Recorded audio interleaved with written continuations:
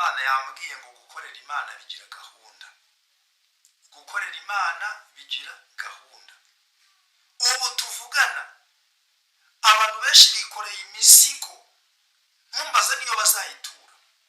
Imana yaje kunyereka iyereko, ngiye ngo arongera akomeza imbere, ngo amaso agera mu mavi, arongera akomeza imbere, agera mu rukenyerero, arongera akomeza imbere, ngo abona abaye umugezi munini utambukishwa n'amaguru, ngo keretse umuntu uzi koga.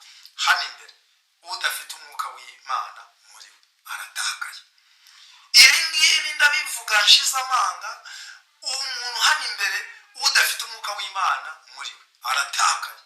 Dayimoni abandi barazirepese, ariko ibyo byose bigiye gushyirwa ku mugaragaro, umuntu wese agaragara uwo ari we. Ariko harahirwa umuntu w'Imana uhagaze neza, uwo nguwo arahirwa.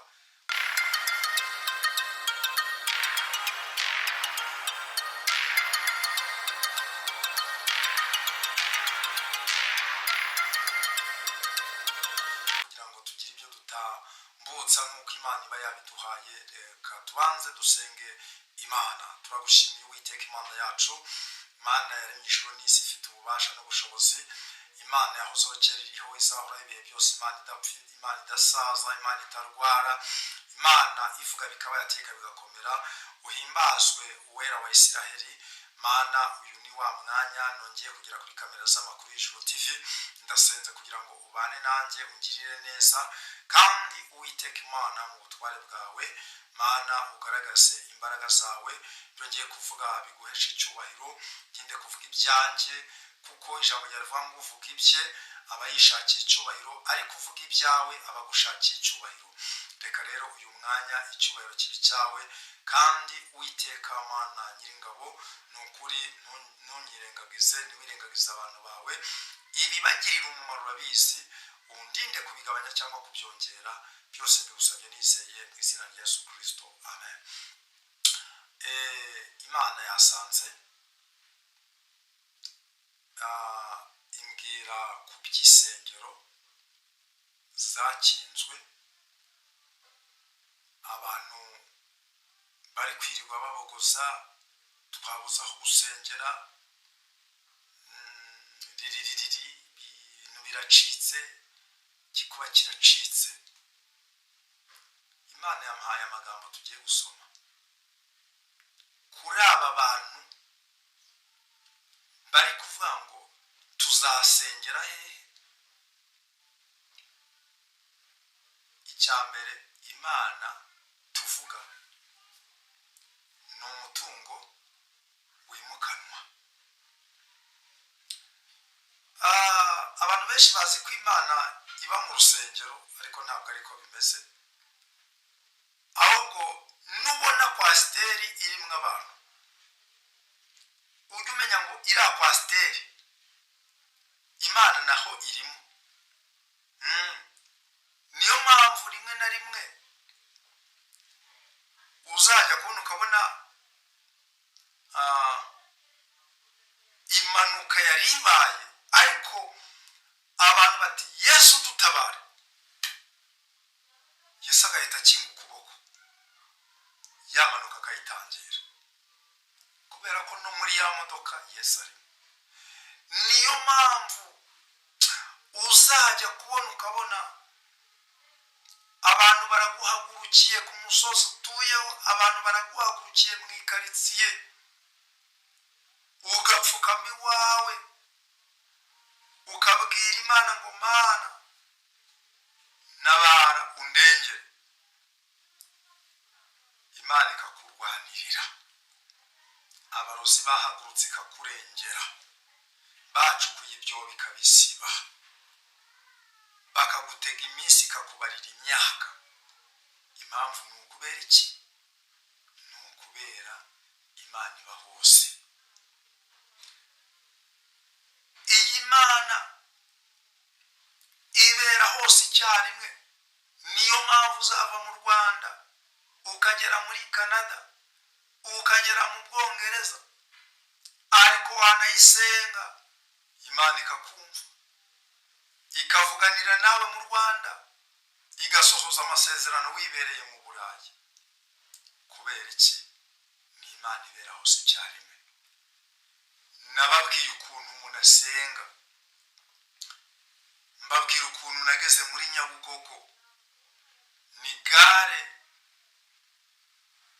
ihurirwamo n'abantu bose kuko niyo gare nkuru y'umujyi wa Kigali, kandi niyo gare nkuru navuga ngo aha abantu bose babasha n'ubundi guhuriramo baba baturutse mu ntara zose z'igihugu n'uturere twose tw'igihugu. Nshatse gusenga negera nkaho hirya afata telefone nkaho ndi kuvugana n'umuntu, kumbi ndi kuzamura isengesho, ibintu byacitse.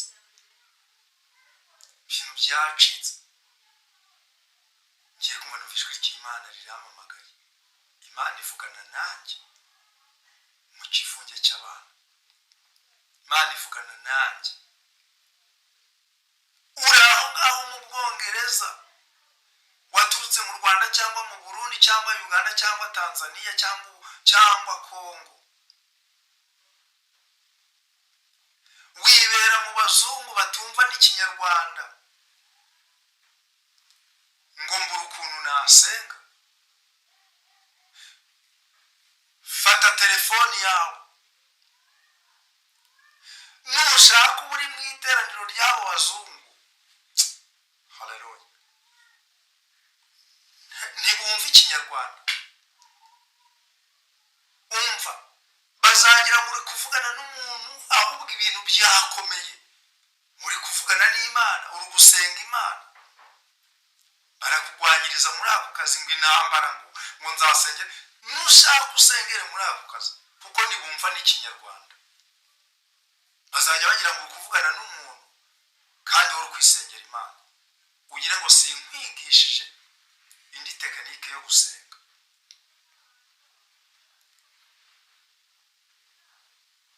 Imana yasanze irambwira ngo bwira abantu bari kuvuga ngo isengero barazifunze, ubabwire ngo n'ubundi igituma bavuga batyo nuko n'ubundi nta kominikasiyo abenshi bari bafitanye n'Imana. Iyo ufite communication n'Imana nawe ubwawe ubyiyumvamo, ayiwe ubyiyumvamo, nawe ubwawe ubyiyumvamo. Iyo muri we harimo ubusabane n'Imana, ubyiyumvamo. Ni Imana ibera hose icyarimwe. Niba utwaye imodoka,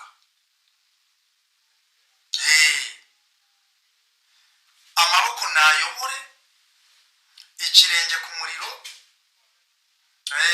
ikirenge kuri feri, ariko muri we harimo no gusenga Imana ngo Mana umbere shoferi, ungende imbere Mana, urugendo rwanjye rube ruhire Mana, uru rugendo rw'umugisha Mana. Urahangara ukava mu Rwanda uzi Imana, ukajya muri Tanzania, ukajya muri Kenya, nta no gusenga Imana. N'imbaraga z'abadayimoni zikorera mu uwo muhanda urimo. Imana igufashe va muri izo ntege nkeya, wige gusenga Imana. Ntabwo Imana iba mu rusengero rwa rundi twubatse, ahubwo Imana ibera hose icyarimwe. Ntabwo Imana iba mu butayu handi abantu bajya mu misozi gusengera ngo batagiyeyo ngo ntibahura. Imana iba hose. Mu rugo rwawe Imana irahari, mu nzira ugenda Imana irahari, aho mu kazi Imana irahari. Haleluya. Abantu ntibamenye Imana. Ntabwo Imana iba ahantu runaka.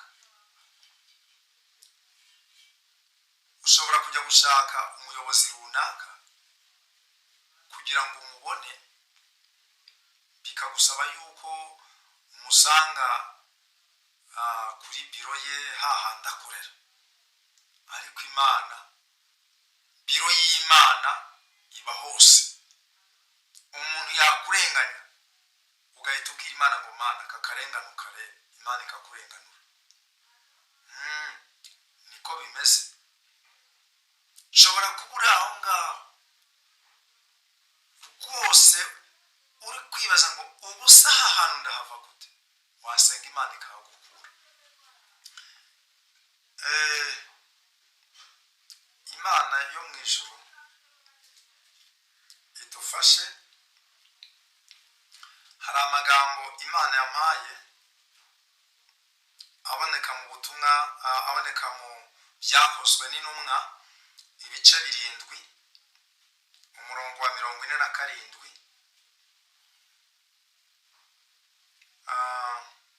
kugeza ku murongo wa 50. Haranditswe ngo ariko Salomo niwe wayubakiye inzu, nyamara isumba byose niba mu mazu yubatswe n'amaboko, nk'uko wa muhanuzi yabivuze ati ijuru ni intebe, ijuru ni ryo ntebe yanjye, isi niyo ntebe y'ibirenge byanjye. Muzanyubakira nzu ki? Ni ko Uwiteka abaza, ni ko Uwiteka ababaza. Cyangwa nzaruhukira ahantu ki? Mbese intoki zanjye sizo zaremye ibyo byose? Salomo ngo niwe wubatse inzu y'Imana bwa mbere. Ariko ngo nubwo bimeze bityo, Imana ntabwo ngo iba mu nzu zubatswe n'abantu, ngo nk'uko wa muhanuzi yabivuze, ni Yesaya wabivuze. Iri jambo yatubwiye ngo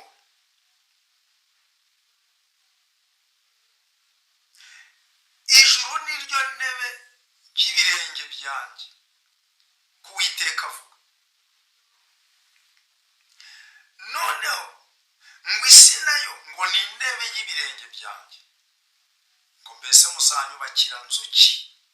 Kandi ahantu nzaruhukira ni hantu ki? Kuko ibyo byose ukuboko kwanjye ariko kwabirema.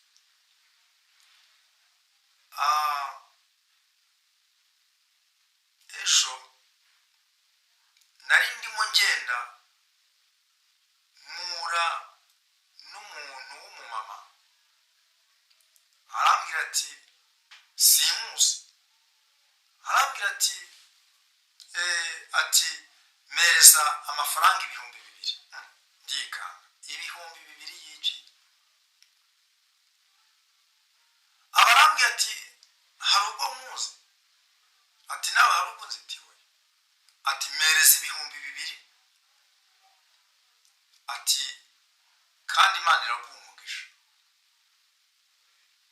Ndavuga ni rero amafaranga afite gahunda ntiyapangiye. Abarambwiye ati wa muntu we, mereza ibyo 2,000, singusabye 5, mereza ibyo 2 n'ubundi kandi uri bubone umugisha w'Imana kubw'ibyo 2. Ntekereza ko amafaranga nari ifite nayapangiye. Ndavuga ni oya, niba ufite ikibazo, ndamubwira nti niba ufite ikibazo mereza nimero yawe, nibura nimara gukemura ikibazo cyanjye ndibuze kureba ukundi kuntu mugenzi. Arangije arambwira ati yigumanire, nta nimero yanjye ngwaye nayo yigumanire. Ndahagarara, nari ndi mu gusenga. Ndavuga ni rero Uwiteka arangerageje, reka niyemeze nyamuhe. Mba ndayamuhaye. Maze kuyamuha nagiye nyamura ikibazo nari ndi gukemura, ko nari ndi ahantu kure. Ngiye gutega imodoka bya 2 ndabibura. Sanga cya kibazo nari ndi gukemura cyatwaye ya mafaranga bya 2,000, sanga n'ubundi ndabibuze. Ndicara mbaza Imana, ndavuga ni Imana ibi bintu wabyemereye iki? imana irambwira ngo ni isomo narindi kuguha ry'uko ukwiriye kujya ukora ibintu bifite gahunda. Imana irambwira ngo abantu benshi bari mu bibazo batewe n'abantu bitwa ko ari abakozi b'Imana.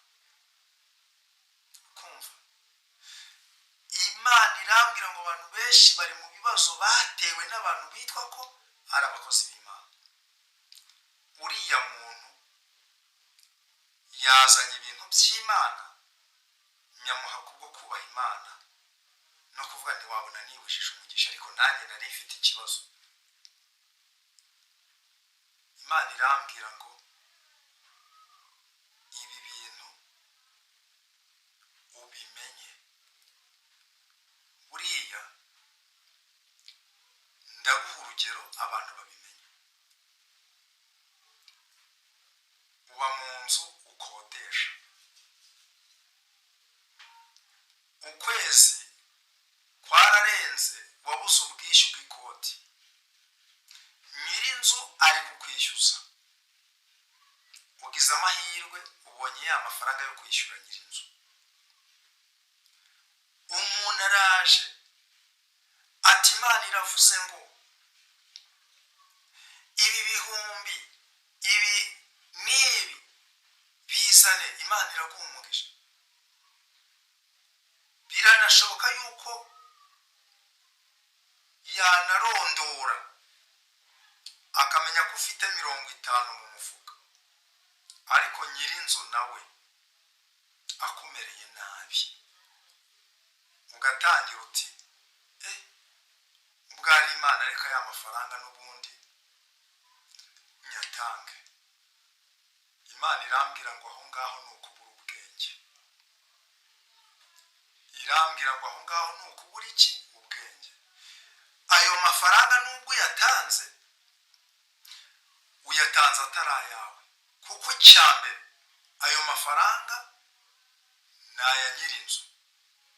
Banza wishyure nyir'inzu, numara kumwishyura inzu ya mafaranga yawe ufite, wavuga uti reka ngende mahe icyo shaka, ngura umwenda ashaka, ya mafaranga nuhura n'umuntu akabwira ati mpereza, ukamuhereza, uzaba umuhaye mu byawe. Abantu benshi bari mu bibazo bagiye baterwa no kubura ubwenge. Uragiye watsa inguzanyo kuri banki, umaze kwaka inguzanyo ni 5,000,000, ugeze mu rusengero ati Uwiteka aravuze ngo zana 1,000,000, n'ubundi Uwiteka aguhaye umugisha. Ubu urukumva za 1,000,000 urazifite ni za banki, 1,000,000 yishingujemo, kandi uzi yuko uri guhangana no kuba ati Imana nimbona nishyuye aya mafaranga ya banki nzagushima. Urukurara udasinziye kubw'iyo keredi urimo, urongeye ushingujemo ya 1,000,000 ngo yitanze mu rusengero. Ejo ya nzu watahagamo, ka gasambu kawe,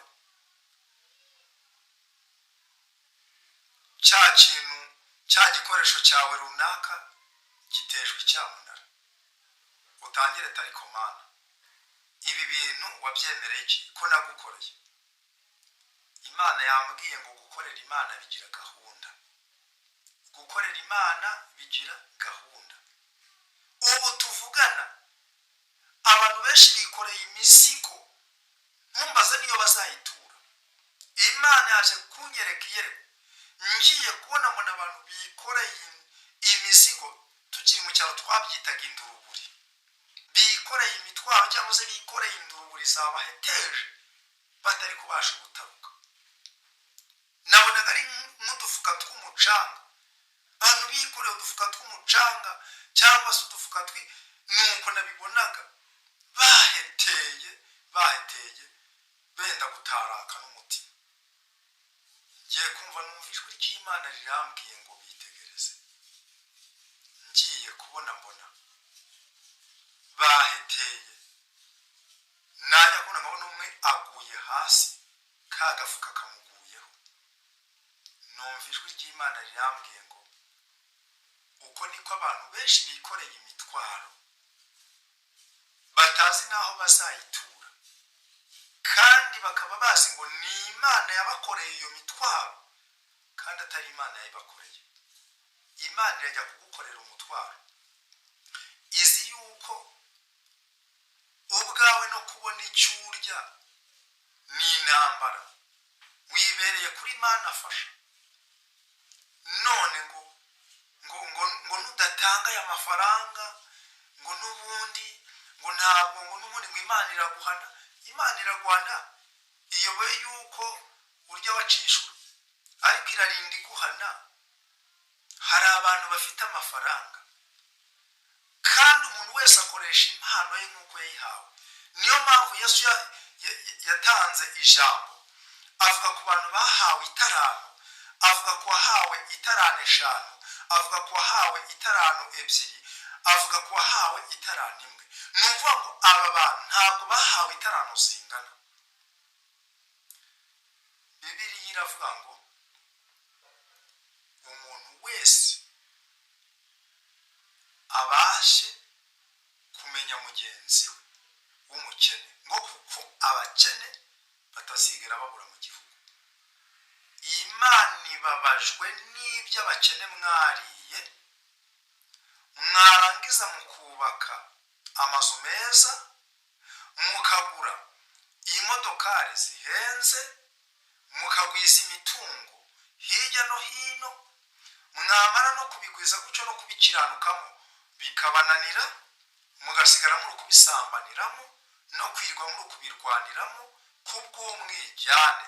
Ugasanga mwafatanyije kujya iby'abandi, ahubwo murarenze nimwe mubigwaniyemo.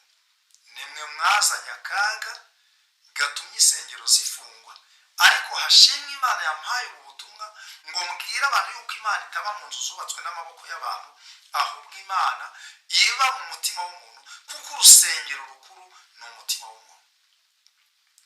Imana irambwira ngo ntabwo birangiriye ahangaha, ibyo murimo mubona umukwabu w'Imana uracyakomeje.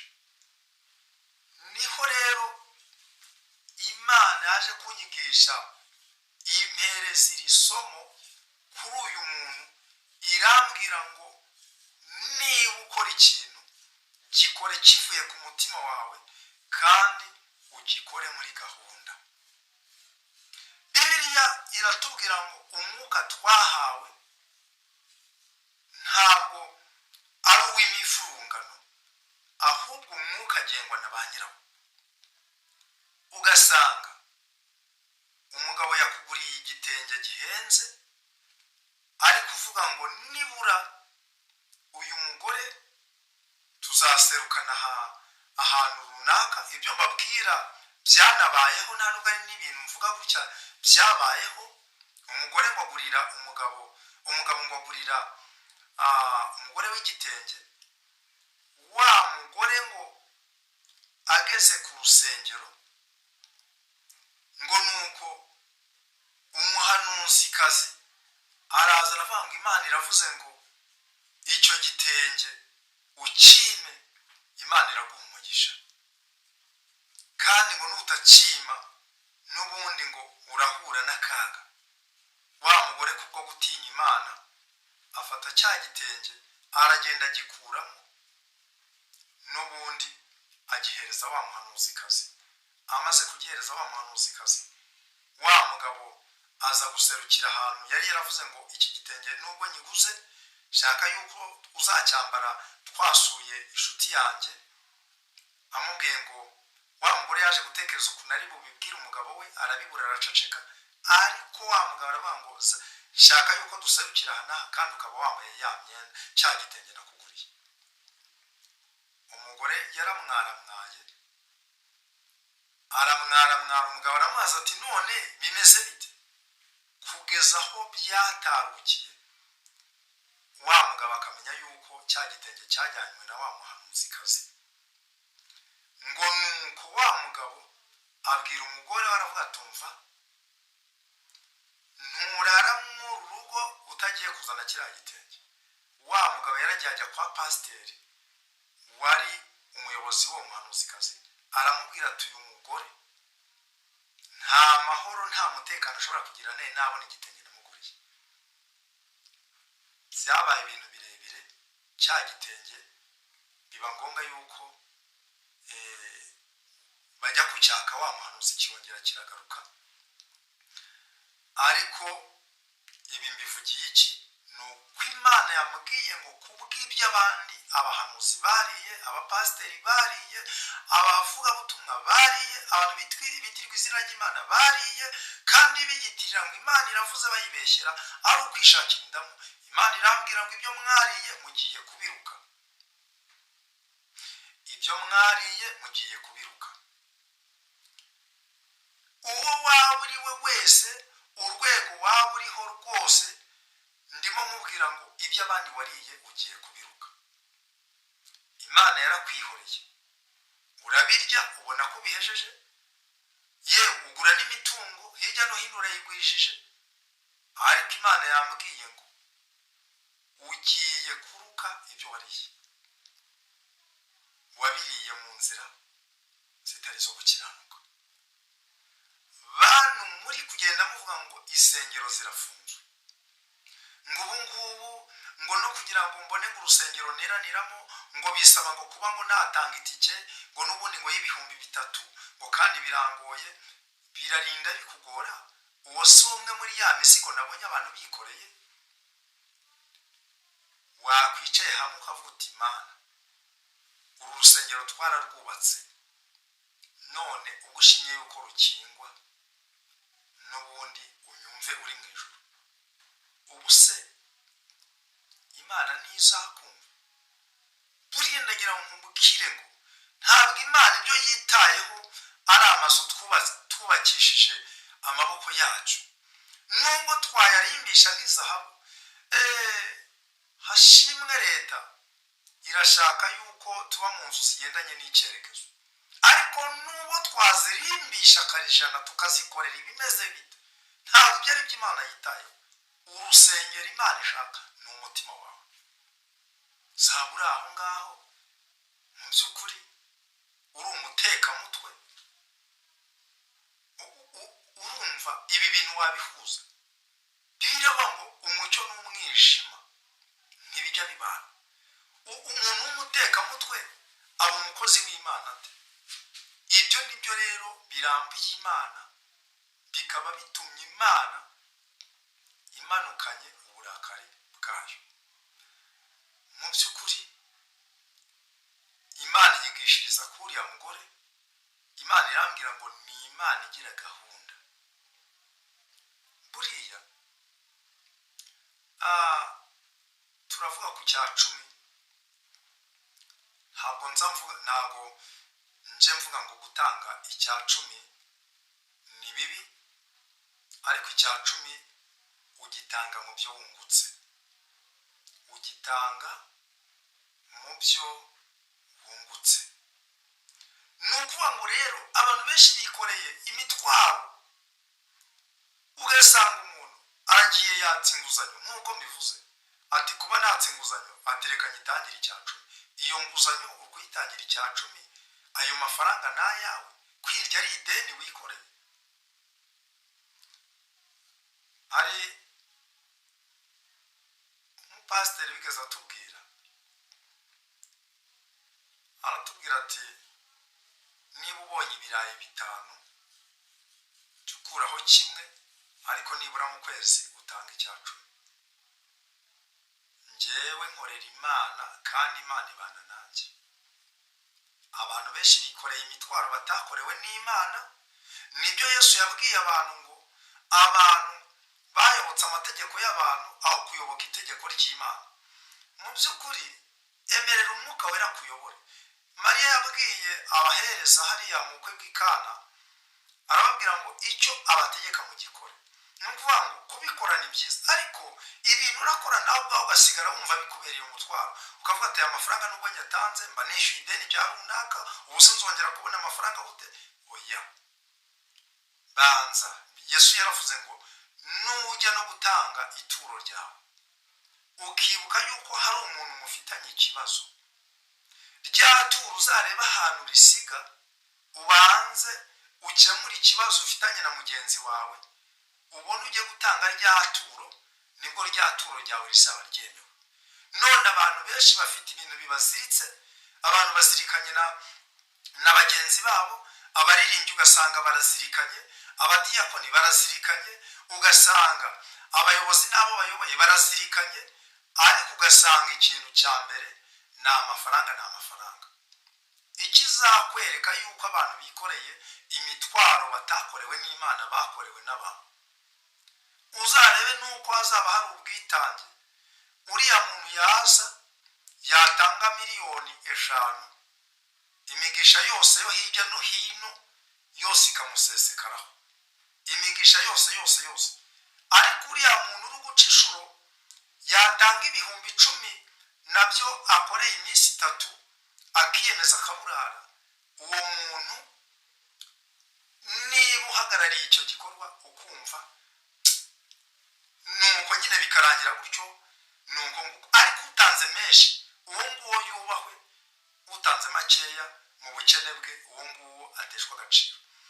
So Imana rero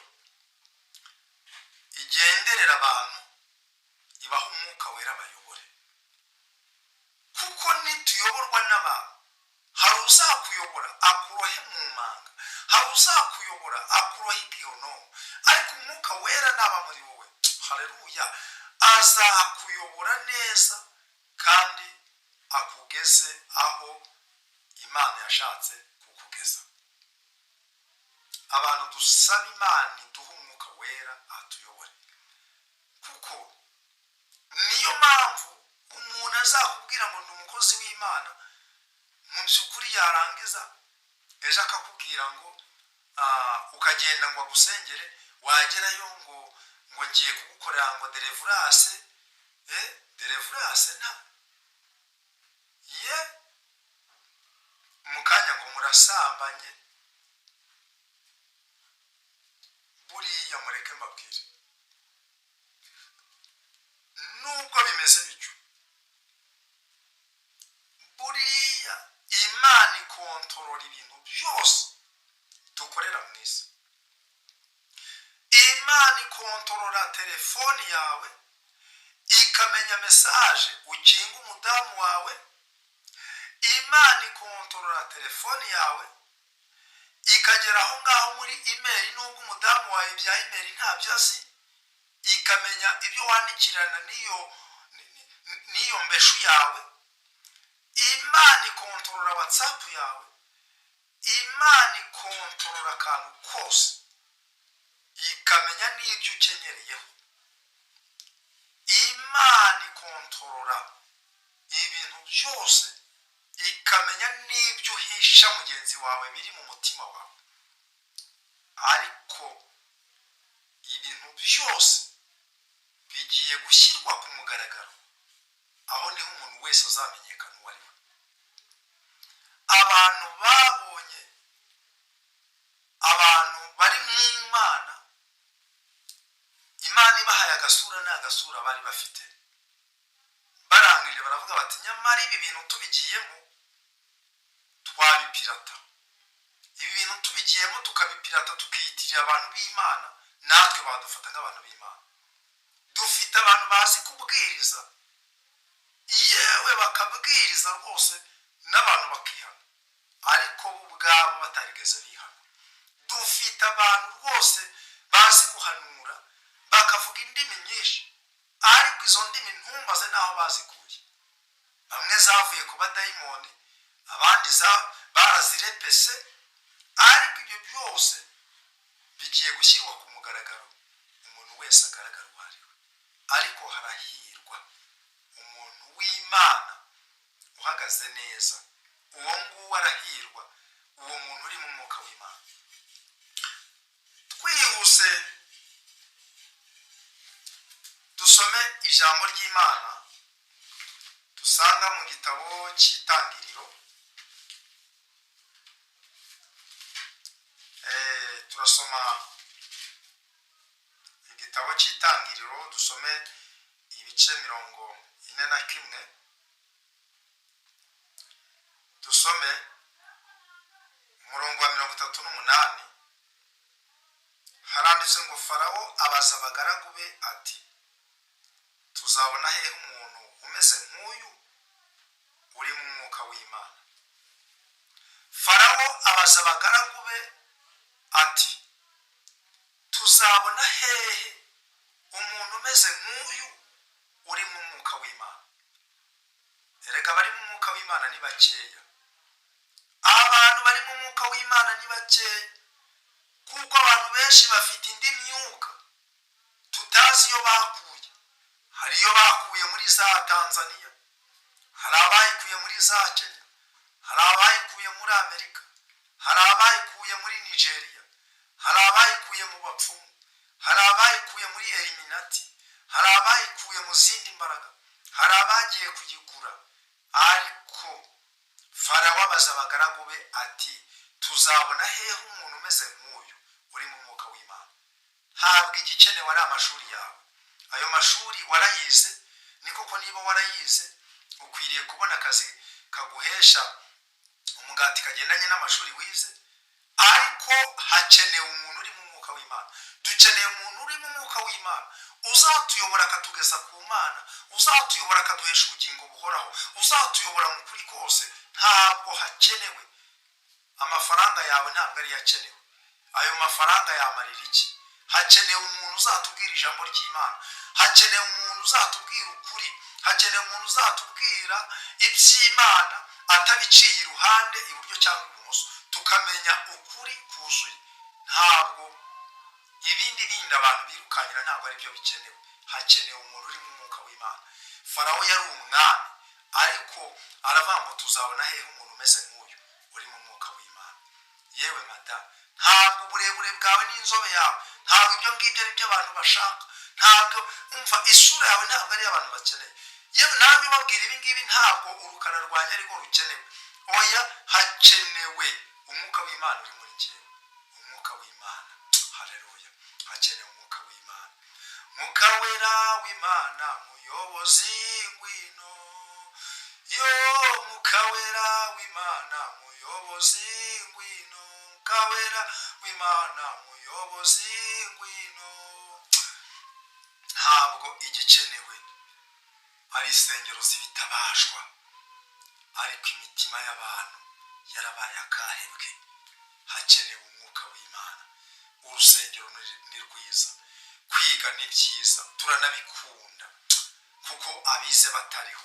Imana yigeze inambwira ngo mbwira abantu bari guta n'ishuri, neza ubwo butumwa. Nambwira ngo mbwira abanyeshuri bari guta ishuri, bakagira ababyeyi bakiyemera kubarihira amashuri, ariko bakaza guta ya mashuri bakurikiye ifaranga. Imana irambwira ngo mabwire ngo tukiri mu isi ibintu byinshi bizata agaciro, ariko ntabwo kwiga bizata agaciro, ntabwo amashuri azata agaciro. Niyo mpamvu kwiga ni byiza, ariko bijya biba byiza iyo wize ukaba unafite n'umwuka wera muri wowe. Imana ishimwe.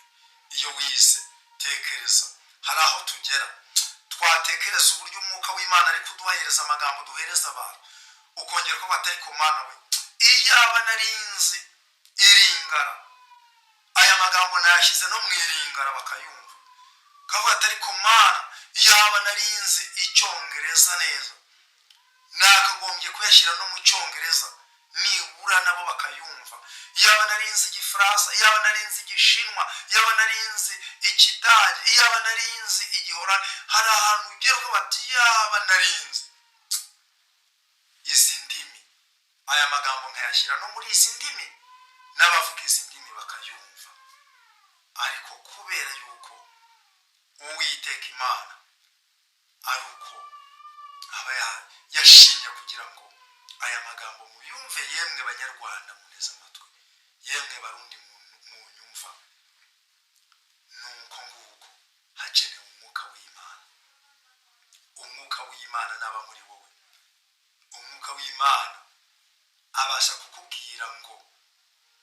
imbere hari urugamba asenga. Hari ibintu byinshi Imana iduhusha kubera umwuka w'Imana uri muri twebwe. Hari ibyo yaduhishuriye twasenga Imana ikabikuraho. Umwuka w'Imana nizo mbaraga twahawe. Hari ibintu tuvuga abanyamubiri batabasha kuvuga, ariko kubera yuko umwuka w'Imana ari muri twebwe ari kuvuga ngo vuga.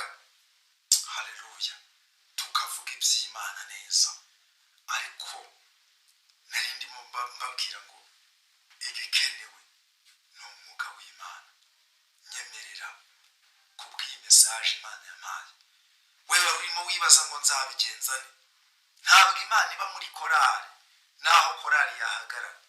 Ikibabaje, hari ubutumwa Imana yampaye, hari iyerekwa Imana yanyeretse. Mbona abantu bari gukurura ibibwana by'imbwa. Imana ngiye kubona mbona bari kwinjira mu makorari babikurura, abandi bakinjira mu rusengero babikurura. Imana irambwira ngo ni ubusambanyi bwabaye indengakamere mu itorero. Kandi nta nubwo ari n'itorero tunabivuga uko bitari. Itorero riri mu ibanga, hatazagira n'umuntu ukubeshya. Itorero rya Kristo riri mu ibanga. Ubundi aha dusengera ni amadini. Idini rya Gatolika, idini rya ADEPR, idini rya Isilamu, idini ni amadini, ni amasosiyete, ni amakampani tubarizwamo. Ariko itorero, haleluya, itorero riri mu ibanga. Ijambo ry'Imana yatubwira ngo urufatiro rukomeye rw'Uwiteka ruracyahagaze. Rwanditswe iki kimenyetso ngo Uwiteka azabe. Uwiteka azabe. Aza abaririmbyi badasambana, aza abaririmbyi batanywa inzoga, aza abapasiteri bari mu kuri. Nubwo aba yaduhaye ubu butumwa, ntabwo bose ari babi, ahubwo harimo abemerwa nawe. Harimo abajya asanga nijoro akabaganiriza, harimo abajya atumaho akababwira ati ndi kumwe nawe, akabereka n'ibihe biri imbere. Niyo mpamvu uzabona twavuze ubutumwa Imana yaduhaye, wajya muri komenti ukabona umuntu yanditse ati umva, nanjye ibi bintu nanjye Imana yarabinyeretse. Kumva umuntu yanditse ati nanjye narabirose. Kubera iki?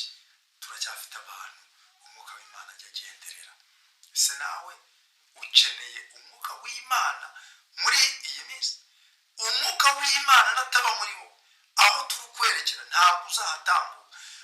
Kuko Ezekiyeli ngo yaje kujya mu iyerekwa, abona umuntu wanyuraga mu mazi, ngo amazi agera mu bugombambari, ngo arongera akomeza imbere, ngo amazi agera mu mavi, arongera akomeza imbere, agera mu rukenyerero, arongera akomeza imbere, ngo abona abaye umugezi munini utambukishwa n'amaguru, ngo keretse umuntu uzi koga. Hano imbere udafite umwuka w'Imana muri we aratakaye. Ibi ngibi ndabivuga nshize amanga. Umuntu hano imbere udafite umwuka w'Imana muri we aratakaye. Uri kugendera ku itabaza ry'abandi. Itabaza hano imbere umuntu wese agiye kumurikirwa n'itabaza rye. Niyo mpamvu mubwiye ngo shaka umwuka wera akuyobore, kuko hano imbere twerekera hari umwijima, hari umuyaga, hari imvura, hari ibintu bitandukanye, hari inkuba, hari imirabyo, hari ibintu byinshi. Ariko n'ubu ufite umwuka w'Imana muri wo azagutambutsa muri ibyo byose. Kandi naho wapfa uzapfa nk'umukiranutsi w'Imana, n'ubundi usanganirwe n'abamarayika. Imana iguha umugisha. Ni wowe Imana yari yanumyeho. Ubu butumwa nubwumva ubushayaringe mugenzi wawe. Ubu butumwa nubwumva n'ubundi komenti yawe irakenewe, cyangwa se komenti zawe zirakenewe. Nubwo rimwe na rimwe mubona komenti zanyu tutazishubije, ariko tuba twazisoma. Abakeneye gusengerwa turabasengera. Kandi ni ukuri, burya tuba twanashyizeho na nimero zacu, no kuduhamagara biremewe, ntacyo bitwaye. Imana iguha umugisha. Like zanyu zirakenewe, ni ukuri. Kandi njya nkunda kubibwira abantu, sinjya numva ko iri juru tuvuga twazarijyamo twenyine. Imana yaraduhamagaye iduhishurira iby'ubwiru bwayo kugira ngo tubimenyeshe abatuye isi, ndetse nabo bazajya mu ijuru ririya juru tuzarijyanemo. iri juru ntabwo ari iry'umuntu ku giti cye, ahubwo ijuru ni irya rusange. nawe niwihana urakiza ubugingo bwawe, kandi nawe uraba umuragwa w'ijuru. Imana iguhe umugisha. reka gusengera Imana. kandi biranashoboka yuko ubu butumwa waba ububona ringurukira, kandi subscribe kugira ngo nibura ubu butumwa tujye tugendana igihe cyose. uko dushyizeho ubutumwa ubashe kukugeraho, kandi ubashe kumva icyo Imana ivugana nawe. channel yacu ni Amakuru y'Ijuru TV, kandi ntabwo tuvuga ibyo twishakiye, ntabwo tuvuga ibyo gusebanya, ntabwo tuvuga ibintu bidahesha Imana icyubahiro, ahubwo ibyo Imana iduhaye kuvuga, ibyo nibyo tuvuga mu izina rya Yesu. kandi ni ukuri turabizi neza, iyi channel nuyikurikirana uzakunda Imana. hari aho Satani yakuzirikiye, uzabohoka ugira aho wava n'aho wagera. hari byinshi wibazaga ukabiburira igisubizo. hari imisigo yari kuremereye ugira ngo Mana wamureye imitwaro iremereye. ntabwo ari Imana yagukoreye iyo mitwaro. igenzure neza utaba. Yesu niwe wigeze avuga ngo abwira abafarisayo ngo babasha gukorera abantu imitwaro iremereye, ariko bo batakozaho n'imitwe y'intoki. hari igihe imitwaro ikuvunye wayikorewe n'abantu, waba warayikorewe n'abahanuzi, cyangwa ukayikorerwa n'abavugabutumwa, cyangwa n'abapasiteri, cyangwa n'umuntu runaka. ariko Imana ntabwo yaje kudukorera imitwaro, kuko icyatumye Yesu aza mu isi ngo ni uko abantu bari bafite imitwaro ibaremereye, abantu bagapfira mu byaha kubw'iyo mitwaro. ariko Yesu arangije aravuga ngo reka ngende mbe igitambo cy'abari abantu. Yesu yemera kuducungura. igitambo cy'ibyaha byacu ni Yesu, kandi uyu Yesu ni ukuvuga ngo iki gitambo nta bindi bitambo by'inuma n'intungura, nta bindi bitambo by'ibimasa n'amasekurume y'ihene n'intama, ahubwo igitambo cyatambwe rimwe ni Yesu Kristo wadupfiriye kugira ngo tubabarirwe ibyaha byacu. nawe Yesu akubabarire mwene data, mushiki wanjye ndagukunda. Yesu akubabarire. wanyemerera tugasenga Imana? nyemerera dusenga Imana. ngiye kugusengera Imana. uri Imana nziza, Mana ubera hose icyarimwe, Mana nyir'ijuru n'isi. ni wowe uvuga bikaba, wategeka bigakomera. uyu mwanya ndasenze kubw'ubu butumwa wampaye gutambutsa. reka buhindure benshi, bugirire umumaro benshi, kandi abari mu mijyi, abari mu byaro, abo bose turi abawe. ubu butumwa bubagereho, kandi Uwiteka Mana Nyiringabo, buri muntu wese ukomeze kumukura mu rungabangabo. ijambo duhaye ritubwiye neza yuko utaba mu nzu zubatswe n'abantu, ahubwo uba mu mitima yacu, kandi isengero ubamo ari imitima yacu. ngaho reka rero umuntu wese umwuka wera mugereho, amusobanurire, kandi Uwiteka utwigishe gukiranuka mu nzira zacu zose. ari abagiye kureba nibakugarukira, nabo bagarukire. byose mbisabye nizeye ko bikoreye kwibahisha mu izina rya Yesu. Amen.